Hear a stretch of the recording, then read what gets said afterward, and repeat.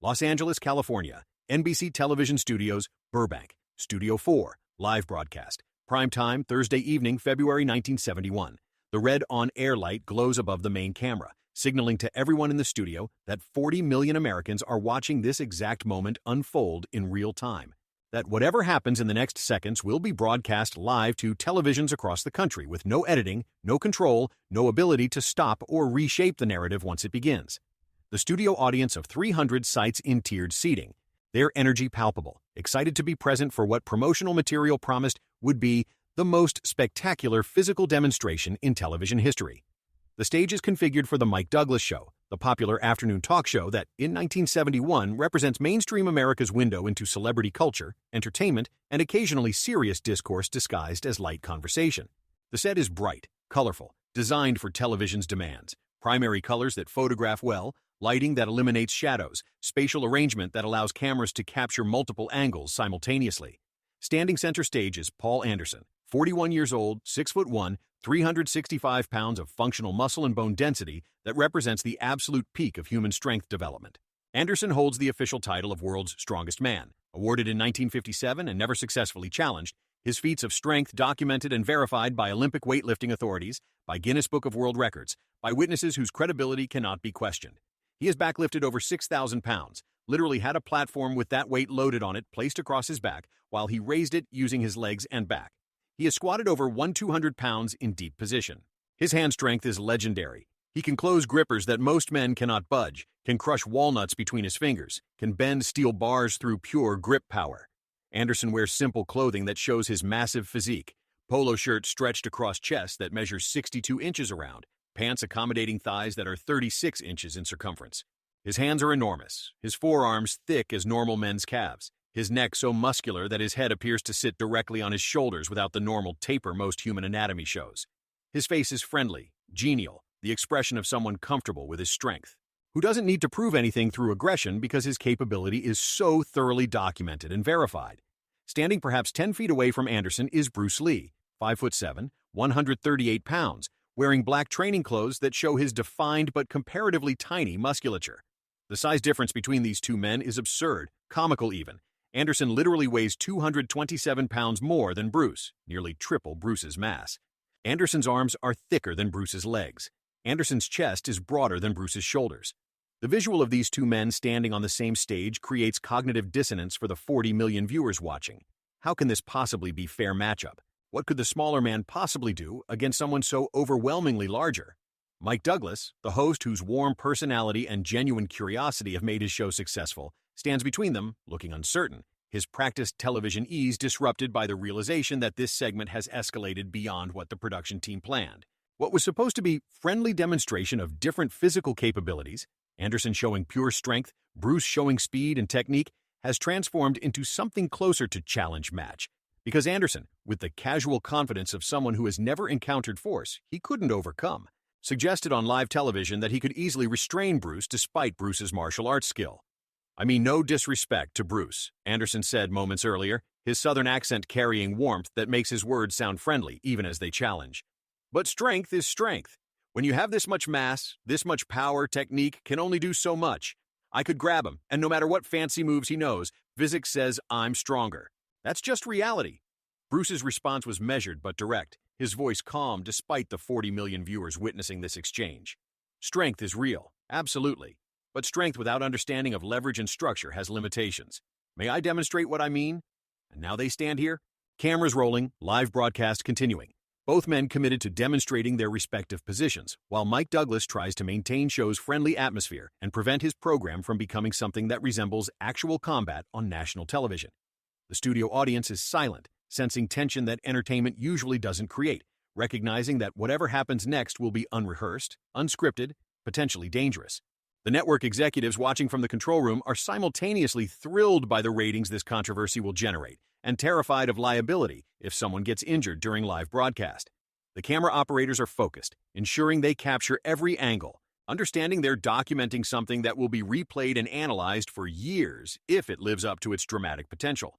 If you're watching this story develop and recognizing that Bruce Lee is about to face the officially recognized world's strongest man on live television in front of 40 million viewers with no ability to edit or control the outcome, Let us know in the comments where you're watching from.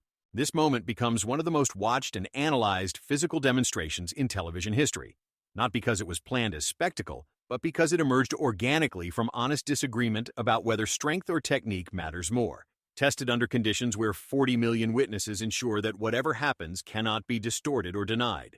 Subscribe to see how the smallest man on television that night handles the strongest man in the world while America watches live.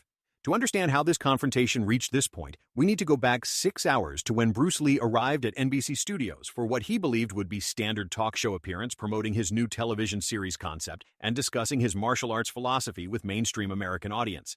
Bruce's career in early 1971 is transitioning. The Green Hornet television series ended its run in 1967, and Bruce has been working to establish himself beyond the sidekick role that show provided. He's teaching martial arts privately to celebrities and serious students, developing his Jeet Kune Do system, writing about martial philosophy, seeking opportunities to present his ideas to wider audiences. The Mike Douglas Show invitation seemed perfect. Daytime television reaching middle America, opportunity to demonstrate real martial arts rather than the choreographed television fighting that audiences associate with his previous work, chance to educate rather than just entertain. The show's producers originally planned simple demonstration. Bruce would show some techniques, discuss his training philosophy, perhaps spar lightly with one of his students to illustrate speed and precision. Standard talk show fare, safe and controlled, designed to fascinate without threatening. But when producers learned that Paul Anderson was in Los Angeles for a strength exhibition, they saw opportunity for more dramatic segment, pairing the world's strongest man with a martial arts master, comparing different types of physical excellence, creating television that would generate conversation. Anderson agreed to appear, viewing it as opportunity to promote his upcoming strength tour and his work with youth athletics. He arrived at the studio at noon, 6 hours before the live broadcast, to work with producers on what demonstrations he would perform, perhaps lifting impossibly heavy objects, bending steel bars, demonstrating grip strength that seems superhuman to average viewers. Bruce arrived at 2 o'clock for his own rehearsal. The first meeting between Bruce and Anderson happened in the green room, both men introduced by producers excited about pairing them on the same show. The interaction was friendly initially, Anderson expressing genuine interest in martial arts, Bruce acknowledging Anderson's strength achievements, both men professional and courteous. But during conversation, differences in their fundamental assumptions about physical capability became apparent. Anderson, whose entire life has been built on strength overcoming resistance, naturally believes that sufficient power can overwhelm any technique. His experience supports this. He's never encountered a situation where strength wasn't sufficient, where mass and power failed to achieve his physical goals. When he lifts, the weight moves. When he grips, the object yields. Physics, as he understands it, favors the stronger party. Bruce, whose training emphasizes technique overcoming strength disadvantages, believes that leverage and understanding can neutralize pure power if applied correctly. His experience supports this. He's handled larger, stronger opponents throughout his training, has developed principles specifically designed to make size differences irrelevant. When he faces power, he redirects it. When he encounters mass, he uses its momentum against itself. Physics, as he understands it, favors the smarter party. Neither man is wrong about their experience. Both are extrapolating from genuine success in their respective domains. But their domains have been different enough that their fundamental assumptions haven't been tested against each other. Anderson has never faced someone with Bruce's level of technical sophistication. Bruce has never faced someone with Anderson's extreme strength advantage. The disagreement emerges during show planning discussion. Anderson suggests demonstration where he attempts to restrain Bruce using his strength, while Bruce attempts to escape using technique. Seems like good television, dramatic visual of size difference, clear outcome that will settle question about whether strength or technique prevails, entertainment value of seeing two different approaches to physical capability tested directly. Bruce hesitates, recognizing several problems with this proposal. First, restraining scenarios create genuine danger of injury. If Anderson uses his full strength to hold Bruce, the pressure on joints and muscles could cause damage. Second, effective escape from restraints often requires strikes or techniques that could hurt Anderson, creating dilemma about how to defend properly without injuring the person who is cooperating with demonstration. Third, the public nature makes failure highly visible. If Bruce cannot escape Anderson's restraints, it validates Anderson's claim that strength overcomes technique, potentially damaging Bruce's credibility with mainstream audience. But Bruce also recognizes opportunity. If he can demonstrate effective technique against the world's strongest man on live television in front of 40 million viewers, it proves his principles at scale that private demonstrations never could achieve. It validates years of claims about leverage and structure overcoming power, shows mainstream America that martial arts represent genuine capability rather than exotic performance. He agrees to the demonstration with specific conditions. Anderson will attempt to restrain Bruce using strength. Bruce will attempt to escape or neutralize the restraint using technique. Both men will use control to prevent injury. Demonstration continues until outcome is clear or until safety concerns require stopping. Mike Douglas will moderate, ensuring the segment remains appropriate for daytime television while allowing honest testing of the principles both men are claiming. The afternoon is spent planning camera angles, blocking stage positions, discussing with network legal team about liability waivers and what language Mike Douglas should use to frame the demonstration for audiences. Everyone recognizes this segment could become either spectacular television that boosts ratings or disaster that results in injury lawsuits and FCC complaints. The decision is made to proceed, trusting that both Bruce and Anderson are professional enough to make it work. At 8 o'clock, the show goes live. The first 45 minutes proceed normally. Celebrity interviews, musical performance, light comedy. The audience is warm, responsive, enjoying the familiar comfort of Mike Douglas's hosting style. Then at 8:47, Mike introduces both Bruce Lee and Paul Anderson, the segment that promotional materials promised would be extraordinary. They come out to enthusiastic applause, the audience's reaction heightened by seeing these two men together, by the visual absurdity of their size difference. Mike jokes about it, lightens the mood, asks both men to describe their respective approaches to physical development. Bruce discusses martial arts philosophy, emphasis on efficiency and adaptability. Anderson talks about strength training, dedication to building maximum power through progressive resistance. The conversation is friendly, educational, exactly what producers hoped for. Then Anderson, perhaps caught up in the moment, perhaps genuinely curious, makes the statement that changes everything. I mean, no disrespect to Bruce, but strength is strength. When you have this much mass, this much power, technique can only do so much. I could grab him, and no matter what fancy moves he knows, physics says I'm stronger. That's just reality. And now, 8:53 p.m. Pacific Time, February 18, 1971, Bruce Lee and Paul Anderson stand facing each other on live television while Mike Douglas tries to manage a situation that has escalated beyond careful planning into genuine testing that 40 million Americans are about to witness without editing or protection. Before I continue with what happens as these two men test strength versus technique on live television while 40 million witnesses watch outcomes that cannot be controlled or revised, I need to know you're feeling the pressure of this moment. Drop a comment, tell us where you're watching from, and whether this live broadcast is revealing something about the difference between private demonstration and public testing, about how television creates pressure that changes everything. Because what unfolds in the next 8 minutes becomes one of the most replayed and analyzed moments in television history, proving principles under conditions that make denial impossible. Mike Douglas attempts to establish parameters on the fly, his television experience allowing him to frame the demonstration in ways that protect both participants while satisfying audiences' curiosity. So, Paul, you believe your strength could restrain Bruce, despite his martial arts training. Bruce, you believe your technique can handle Paul's strength. Let's test this. Paul, you attempt to hold Bruce, using whatever grip you think best demonstrates your strength. Bruce, you respond however your training dictates. We're looking for honest demonstration, not trying to hurt anyone. Agreed? Both men nod agreement, though everyone watching recognizes the inherent danger. Anderson moves toward Bruce, his massive frame closing the distance, his hands, each one larger than Bruce's entire head, extending to establish the grip that will test whether strength truly overwhelms technique. Anderson's strategy is simple and logical. Grab Bruce in bear hug from behind, using his arms and massive chest to compress Bruce's torso, lifting him off the ground to eliminate Bruce's ability to use leg strength or footwork. It's the approach that would work against anyone of normal strength and size, the kind of restraint that Anderson's power makes essentially unbreakable through normal resistance. His arms wrap around Bruce's torso from behind, his massive forearms crossing over Bruce's chest, his hands locking together with grip strength that could crush walnuts. Anderson lifts, Bruce's feet leaving the ground, the smaller man now suspended in the air, held in restraint that physics suggests should be inescapable.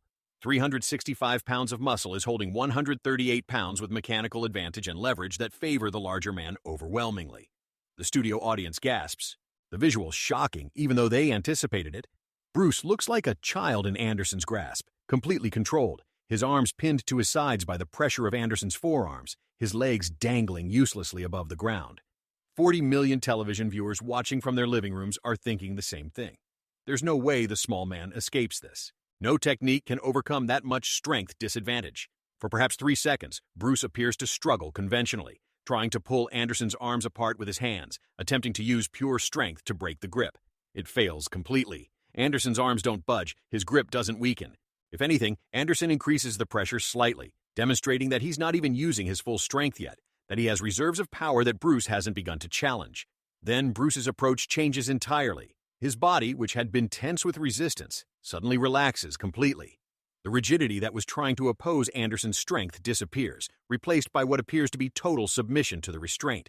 Anderson feels this change, assumes it means Bruce has accepted defeat, that the strength differential has proven too great for technique to overcome. But Bruce isn't submitting. He's changing frameworks entirely. His relaxed body begins making small movements, subtle adjustments to his weight distribution, to his positioning within Anderson's grip. His right arm, which had been pinned against his side by Anderson's forearm, starts to slip through a gap that Bruce's relaxation created, moving with patience that seems strange given the urgency of the situation. Anderson tries to compensate, tries to tighten his grip to prevent Bruce's arm from escaping. But tightening the grip requires shifting his arm position, and that shift creates different gaps, different opportunities. Bruce's arm continues moving, not fighting Anderson's strength directly, but flowing through the spaces that Anderson's attempted corrections create.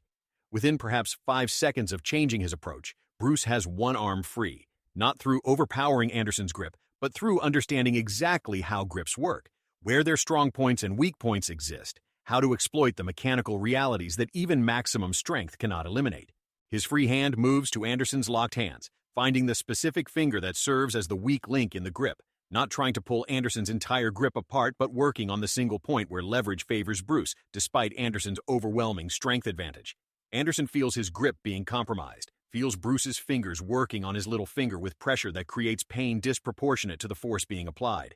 He tries to maintain the grip through will and strength, but Bruce has found the anatomical reality that makes the grip vulnerable. The little finger simply cannot maintain the same pressure as the other fingers when isolated pressure is applied to it. The grip breaks. Not because Bruce overpowered Anderson's strength, but because Bruce understood the grip's structure better than Anderson did, found the weak point that exists in any grip regardless of how strong the person holding it is. Bruce's feet touch the ground as Anderson's arms separate, the restraint that seemed unbreakable seconds earlier now completely neutralized. The studio audience erupts in applause, their reaction spontaneous and genuine, recognizing they just witnessed something remarkable. The smallest man on stage escaping restraint from the strongest man in the world, not through matching strength, but through superior understanding of leverage and anatomy. Anderson stands there breathing slightly harder, not from physical exertion, but from the mental strain of feeling his absolute strength prove insufficient. His expression shows respect mixed with confusion. He applied what should have been unbreakable force, used technique that has worked against everyone he's ever restrained, and yet the technique failed against someone a fraction of his size. That was... Anderson pauses, searching for words that accurately describe what just happened. That was not what I expected. I was using real strength, real pressure. You escaped through, I'm not even sure what you did. Some kind of technical knowledge about how grips work that I don't have. Mike Douglas, sensing television gold, pushes for clarity. Paul, you're saying Bruce escaped your full-strength restraint? This wasn't demonstration where you were going easy? No, Anderson confirms, his honesty absolute. I was holding him with real force, thought I had him completely controlled. Whatever he did, it worked against my best effort. That's legitimate technique beating legitimate strength. Bruce, breathing normally, explains what he did for the benefit of the audience. Paul's strength is real and overwhelming. If I tried to match his force with my force, I'd fail immediately. But strength has to work through specific mechanical structures, grips, leverage points, anatomical realities that don't change based on how strong you are. I found the weak point in the grip structure, applied pressure to that specific point, and the grip failed not because I'm stronger, but because I understood its structure better. Can we try again? Anderson asks, the competitive nature that makes someone become world's strongest man asserting itself. Different restraint, different approach. I want to see if your technique works consistently or if that was specific counter to that one grip. Mike Douglas checks the clock. They have perhaps 7 minutes left in the broadcast, enough time for additional testing if both men are willing. The producers in the control room are signaling frantically for them to continue, recognizing that this segment is generating the kind of compelling television that defines careers and creates legendary broadcasts. I'm willing if Paul is, Bruce agrees, but we should establish clear safety boundaries. Neither of us wants injury on live television. They reset. This time, Anderson approaches from the front, attempting different restraint. He'll grab Bruce's wrists with his massive hands, using his grip strength to control Bruce's arms, preventing the kind of technical finger manipulation that defeated the previous restraint. Wrist control is fundamental grappling technique, and Anderson's hands are so large, his grip so powerful, that holding Bruce's relatively small wrists should be simple. Anderson's hands close around Bruce's wrists, his grip applying pressure that would be painful to most people, that would make most men submit immediately to prevent injury. Bruce's face shows the discomfort. This is real strength creating real pressure, not performance or cooperation. Anderson lifts Bruce's arms above Bruce's head, establishing control that prevents Bruce from using his hands to manipulate Anderson's grip the way he did previously. The studio audience watches silently, understanding they're witnessing genuine test rather than rehearsed demonstration. Mike Douglas stands ready to intervene if either man signals distress or danger. The 40 million television viewers lean closer to their screens, fascinated by this real-time testing of strength versus technique under conditions where outcomes cannot be predetermined. Bruce doesn't struggle against Anderson's grip directly. Instead, his whole body begins to move, rotating his torso, shifting his weight, creating circular motion that changes how Anderson's grip connects to Bruce's arms. The rotation creates centrifugal force, subtle but cumulative, that begins to affect Anderson's grip without requiring Bruce to directly oppose Anderson's strength. Anderson compensates by tightening his grip further, applying more pressure to prevent Bruce's rotation from continuing. But the increased pressure requires Anderson's hands to shift position slightly, to adjust their angle to maintain the restraint. That adjustment creates milliseconds where the grip's pressure is transitioning rather than static, and Bruce's rotation accelerates during those milliseconds, using the moments of transition to gain freedom of movement. Within perhaps 8 seconds of sustained rotation and weight shifting, Bruce has loosened Anderson's grip enough to begin freeing one wrist. Not by pulling away from the grip's strongest axis, but by rotating his wrist within the grip, changing the angle of resistance, exploiting the anatomical reality that wrists can rotate through ranges of motion that make static grips difficult to maintain. Anderson releases the grip voluntarily before Bruce fully escapes, recognizing that continuing to apply increasing pressure risks injuring Bruce's wrists, that the demonstration has proven its point without requiring someone to get hurt. He steps back, his expression showing something like awe mixed with respect. "I've restrained hundreds of people," Anderson says, his voice carrying wonder rather than defensiveness. "Wrestlers, strongmen, athletes of all kinds. Nobody has ever escaped my grip through technique. You just did it twice, using methods I don't understand, but that clearly work. Your technique is legitimate. I was wrong to dismiss it." The studio audience applauds again, this time the response more sustained, recognizing they've witnessed not just physical demonstration but intellectual honesty. The world's strongest man acknowledging that strength has limitations. That technique represents different but equally valid approach to physical capability. That his initial assumption about strength overcoming all technique was proven incomplete by direct testing. Mike Douglas, his television instincts recognizing perfect moment to conclude the segment, brings both men together for handshake, asking each to summarize what they learned from the demonstration. Anderson speaks first, his words carrying genuine humility. "I learned that strength without understanding has limits I didn't recognize. Bruce's technique isn't magic or tricks. It's sophisticated knowledge about how human mechanics work, applied against someone who never needed to develop that knowledge because strength was always sufficient. If I'm honest, watching him escape my restraints has given me new respect for martial arts and new awareness of my own limitations."